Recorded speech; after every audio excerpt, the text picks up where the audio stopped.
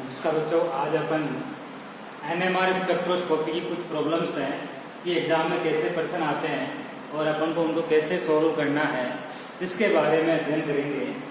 तो सबसे पहले मैंने एक एग्जाम्पल लिखा, जैसे मान लो क्वेश्चन नंबर 1 ऐसा क्वेश्चन एग्जाम आया कि एक कार्बनिक यौगिक का अणुसूत्र आपको दिया हुआ है C2H3Br3। ये कार्बनिक यौगिक है और एनएमआर स्पेक्ट्रम में इसके निम्न प्रकार संकेत प्राप्त होते हैं।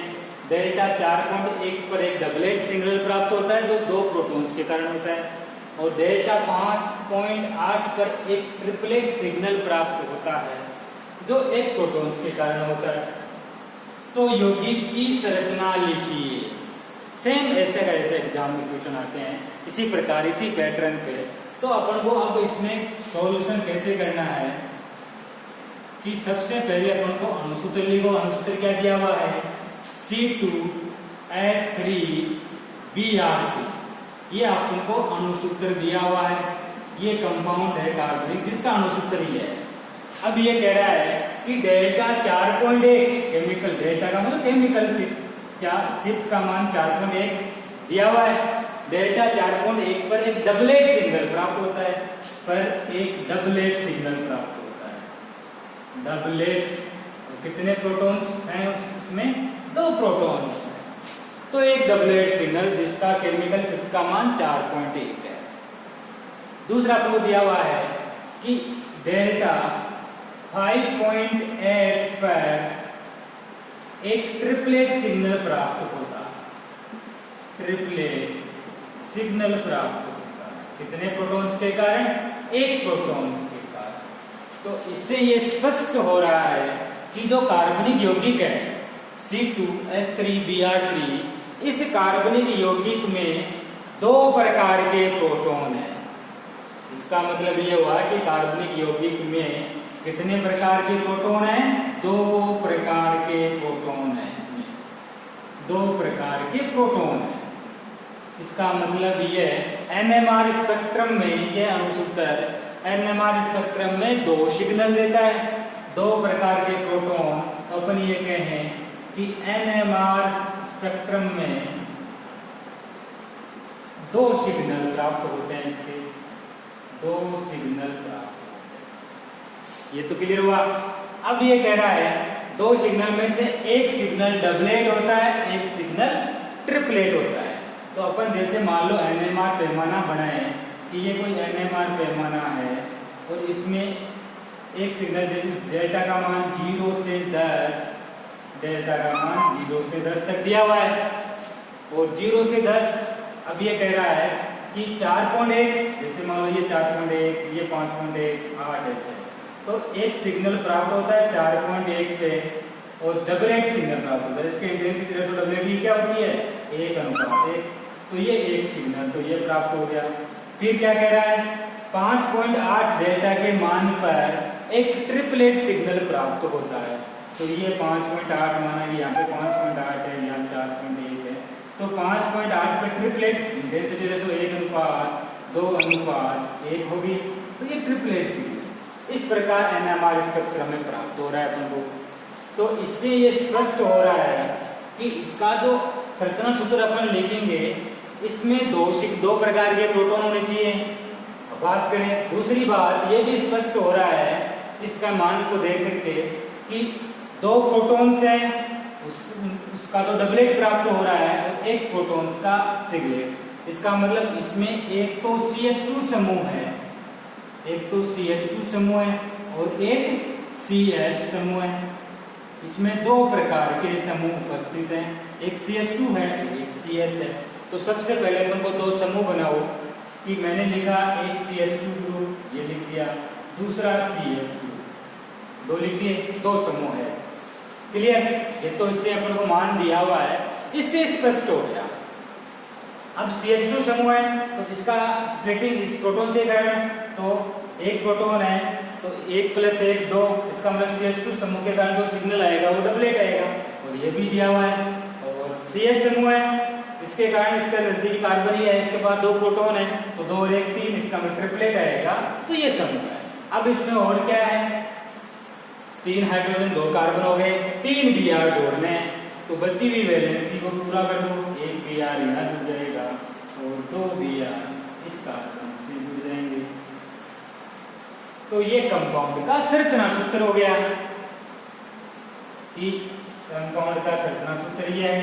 अब इसका नाम पूछे तो आईपीएस से नाम बता दो इसका, 1 नंबर 2 नंबर, तो 1 पे 2 Br है तो 1 1, फिर 2 पे Br है 2, टोटल 3 Br हो गई, तो ट्राईब्रोमो एथेन 1 1 2 ट्राईब्रोमो एथेन हो जाएगा। क्लियर?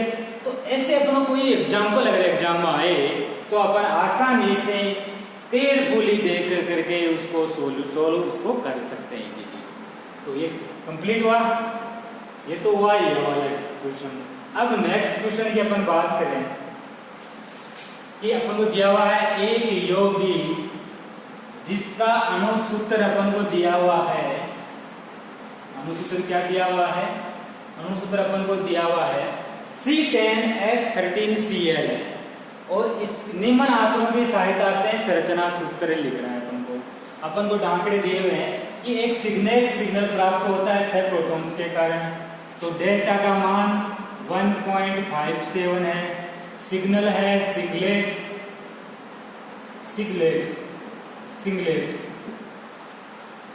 सिग्नल प्राप्त होता है और कितने प्रोटॉन्स? 6 प्रोटॉन्स। इसका मतलब एक 6 प्रोटॉन्स का समूह है और 6 प्रोटॉन्स का समूह क्या हो सकता है? बेंजीन रिंग हो सकती है। इसका मतलब एक 6 प्रोटॉन्स का ग्रुप है। नेक्स्ट देखो दूसरा सिगलेट, डेल्टा का मान 3.07, ये भी सिगलेट और 2 प्रोटॉन्स है इसमें। तीसरा देखो डेल्टा का मान 7.27 दिए हुए हैं सिगलेट और 5 प्रोटॉन। अब इससे अपन को देखने से ये पता चलता है कि डेल्टा का मान 1.57 बहुत कम है और डेल्टा का मान बहुत कम किसके लिए होता है? 1 डिग्री कार्बन, प्राथमिक कार्बन। इसका मतलब जो ये हाइड्रोजन जुड़े हुए हैं वो प्राथमिक कार्बन से जुड़े हुए हैं, 1 डिग्री कार्बन से जुड़े हुए हैं।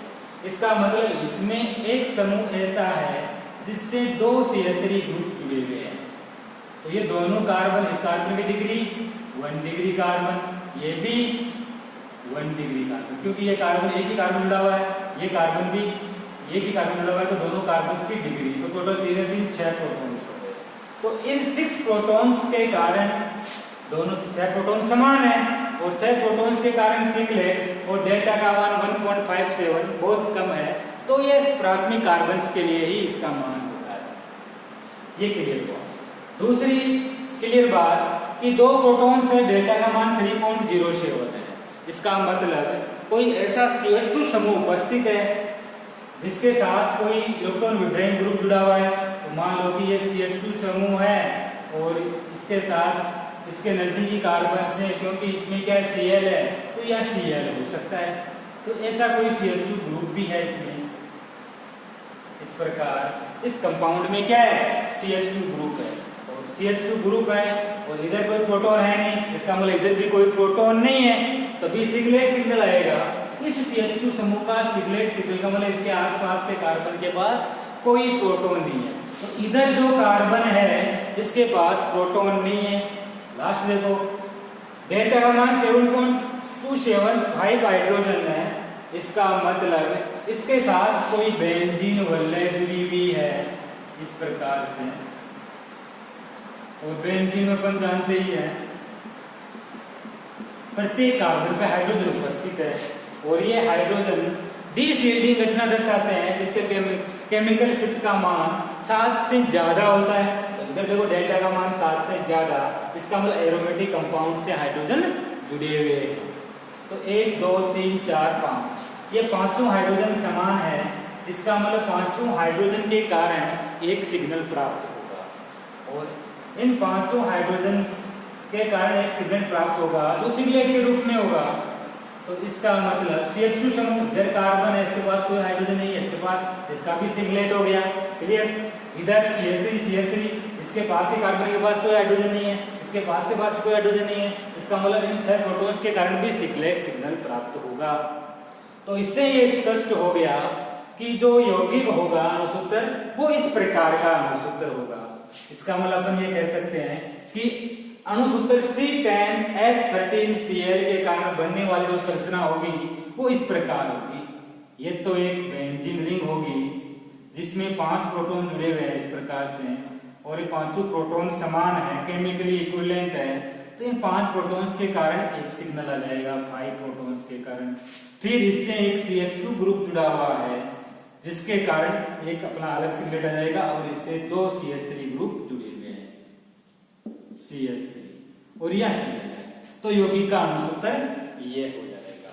तो इस प्रकार अपन कोई भी अपन को कंपाउंड दिए और NMR डाटा अगर दिए हुए हैं तो उस कंपाउंड के अपन स्ट्रक्चर ड्रा कर सकते हैं, ड्रा करके अपन चेक कर सकते हैं। स्ट्रक्चर देख लो, अगर गलती होने की संभावना है तो स्ट्रक्चर को दोबारा चेक कर लो कि 5 प्रोटॉन एक समान है, इसका मतलब एक सिग्नल इनका आएगा। 2 प्रोटॉन एक समान है, इनका एक सिग्नल आएगा। 3 है 3 6 केमिकली इक्विवेलेंट प्रोटॉन है तो इनका एक सिग्नल। कुल मिलाकर के इसमें 3 सिग्नल, इधर भी 1 2 3 सिग्नल प्राप्त हो रहे हैं। अब प्रोटॉन्स इधर 6 2 5 तो 3 है 3 6 2 1 2 3 4 5 प्रोटॉन्स। डेल्टा का मान 7 से या 7 से ज्यादा है, इसका मतलब डी शील्डिंग घटना हो रही है। डी शील्डिंग होगी तो डेल्टा का मान ज्यादा होता है। शील्डिंग इफेक्ट के लिए, शील्डिंग प्रोटॉन के लिए डेल्टा का मान कम होता है, डी शील्डिंग के लिए डेल्टा का मान ज्यादा होता है। तो इसमें बेंजीन के पाई इलेक्ट्रॉन्स हैं, पाई इलेक्ट्रॉन्स की गति के कारण मैग्नेटिक फील्ड होगा तो डी शील्डिंग घटना होगी, और डी शील्डिंग के कारण डेल्टा का मान 7 से ज्यादा प्राप्त होता है। तो इस प्रकार अपन प्रॉब्लम सोल्व करेंगे। नेक्स्ट प्रॉब्लम्स हैं अगले वीडियो में सोल्व करेंगे। थैंक्स।